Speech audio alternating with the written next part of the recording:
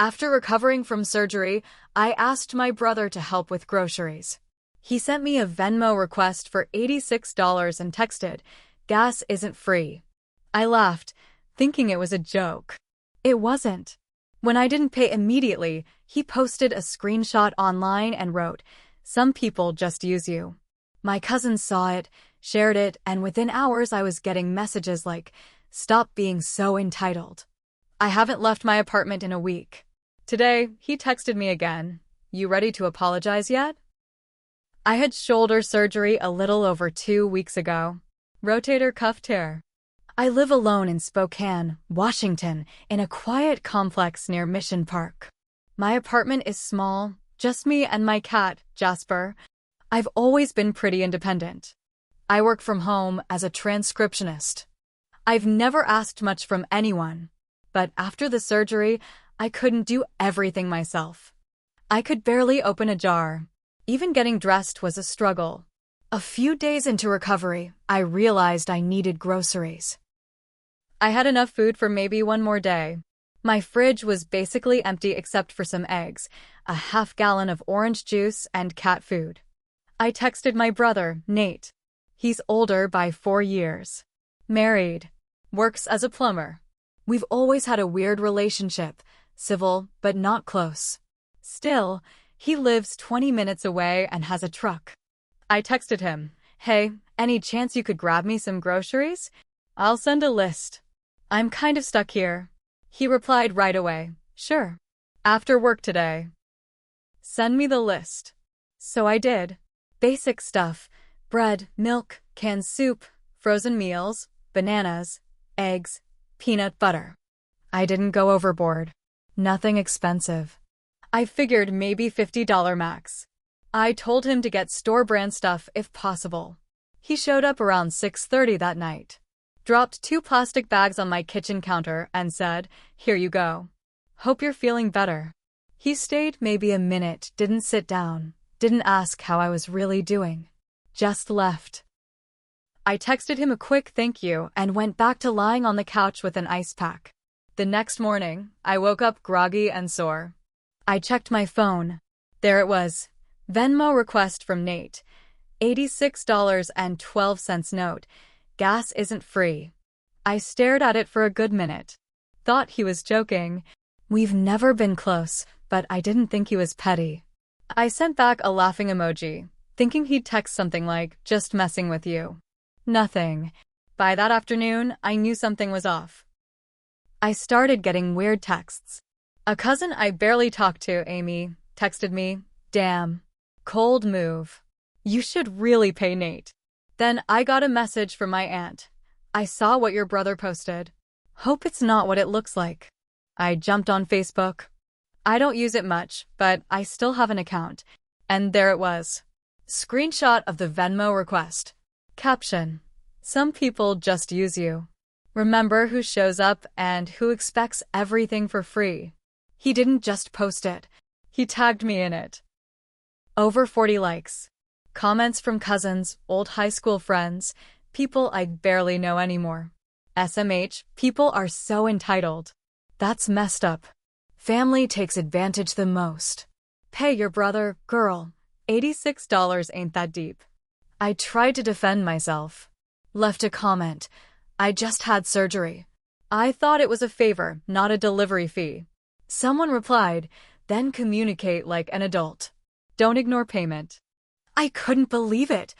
I hadn't even had the chance to pay or not pay. He posted it within 24 hours. Like he was waiting to make it public. I deleted the app. Turned off my phone for the rest of the day. I felt sick. Not just because of the meds or the surgery pain. I felt humiliated. My own brother made me look like a freeloader to our entire family and half the people in town. I haven't left my apartment since. I've barely eaten. I canceled my physical therapy sessions for now because I don't want to risk running into anyone. I even ignored a call from my mom. I know she means well, but I don't want to hear "just pay him and move on." Then this morning, I woke up to another text from Nate. "You ready to apologize yet?" He wants me to crawl back and say sorry. For what? For needing help? For thinking family should help without sending a receipt? I'm done feeling small. I'm done feeling embarrassed. He wants to shame me? Let's see how he likes it when the truth comes out. I didn't reply to Nate's text. I stared at it for a while. Read it over and over. You ready to apologize yet? I wanted to scream. I wanted to throw my phone across the room. But my shoulder still ached, and even small movements hurt. So I just sat there, frozen, boiling on the inside. That night, I did something I hadn't done in a long time. I opened my laptop and pulled up my old email. Not my regular one. The one I used to use when I was younger.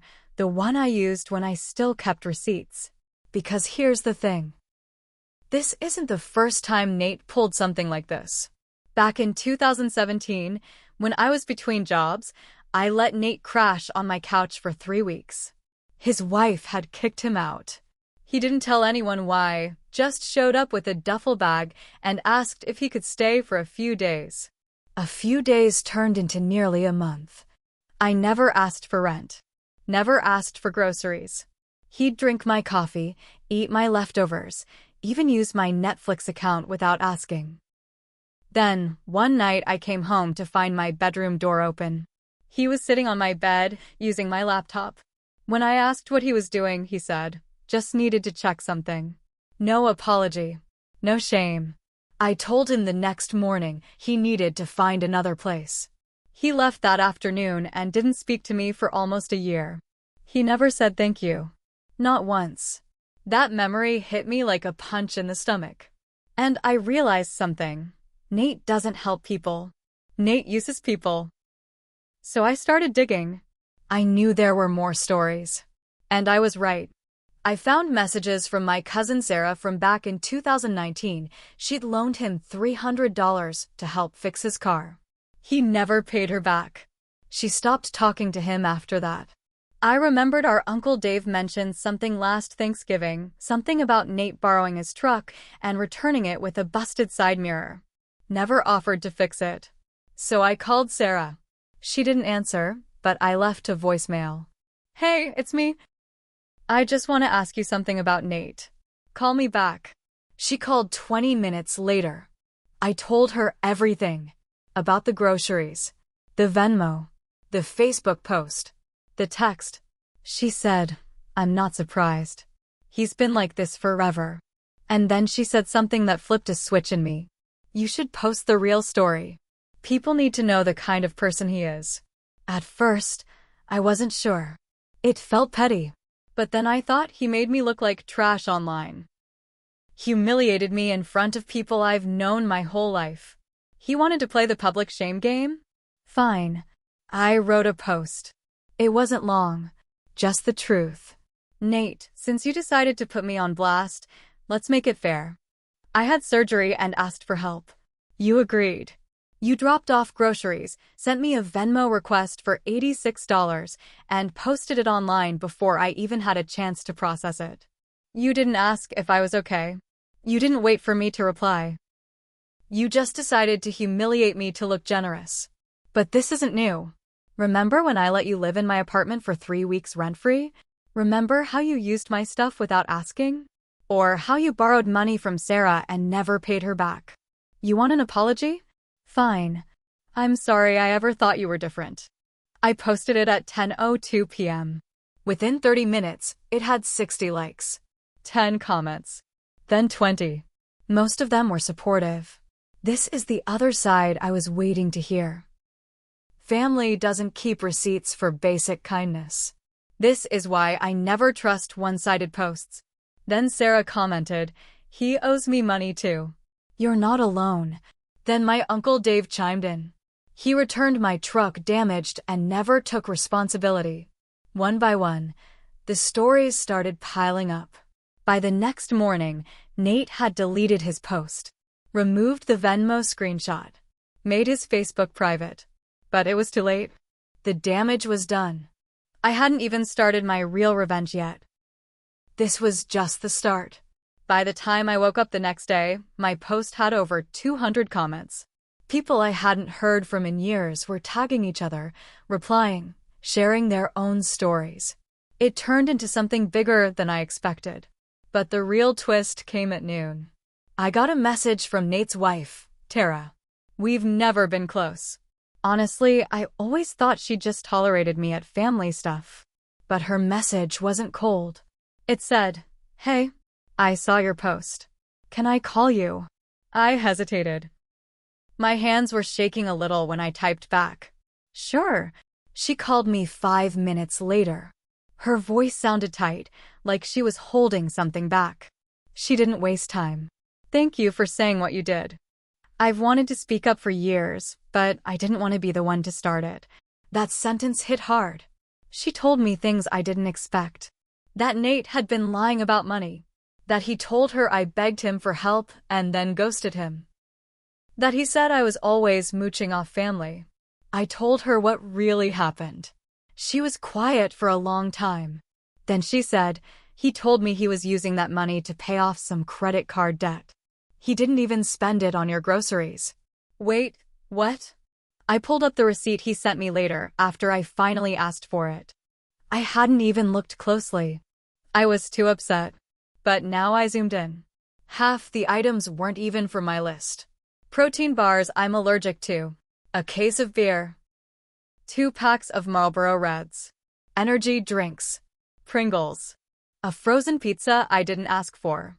He used my surgery as an excuse to stock up for himself. I was stunned. I told Tara what I saw. She sighed like someone who wasn't surprised, just exhausted. "He's done this before," she said. "He always makes it look like he's the one helping everyone. But he's been using people for years." I've been keeping notes. That's when I knew I wasn't alone in this. Tara offered to send me everything she had, texts, receipts, screenshots, all of it. She said she was done covering for him. And she wanted out of the marriage. This wasn't just about $86 anymore. This was about a pattern. A trail of selfishness, manipulation, and lies. And it was finally catching up to him. Later that night, my phone buzzed again. It was a message request. Someone I didn't recognize. "Hi, I'm Melissa. I used to work with Nate. Just saw the post. He scammed me out of $250 a few years ago, said it was for a group gift for our boss, and pocketed it." I never said anything because he threatened to say I stole it. This wasn't just family now. This was community. One person after another started coming forward. Not all wanted to go public, but they gave me permission to share their stories anonymously. I started putting together a post. A thread, actually. One with screenshots, messages, notes from Tara, and testimonies from others. I called it The Real Nate, a timeline. I posted it to my Facebook, then Twitter, then Reddit. By the end of the day, it had 1,200 shares. People in town started talking. His plumbing job? His boss saw the post. His wife? Already looking at apartments. His image? Shattered. But I wasn't done yet. Because Nate had hurt a lot of people. Not just with money. With pride. With fake kindness. With manipulation. And for the first time in years, I felt like maybe, just maybe, someone like him might finally see what it feels like to be on the other side of the damage he caused. The thread blew up faster than I imagined. Within 2 days, local Facebook groups picked it up. Posts about Nate were popping up in Spokane Neighbors Unite, Spokane County Rants, and even Plumbers of Eastern WA. Apparently someone there used to work under him and had their own story. The comments were brutal. People had stories. People had receipts. Nate had left a long trail of lies, and now it was all unraveling in public. And the best part? I wasn't even pushing anymore. The truth had a life of its own. Tara texted me that week and told me she'd filed for divorce. She was serious this time. She even sent a screenshot of Nate losing it through texts. "You just love seeing me suffer. You and my sister both ruined my life. You think you're gonna win? I'll tell people everything." But she didn't flinch. And neither did I. Because here's the part Nate didn't understand. When you play the victim long enough, people start keeping receipts. They just wait for someone else to break the silence. I just happened to be the first.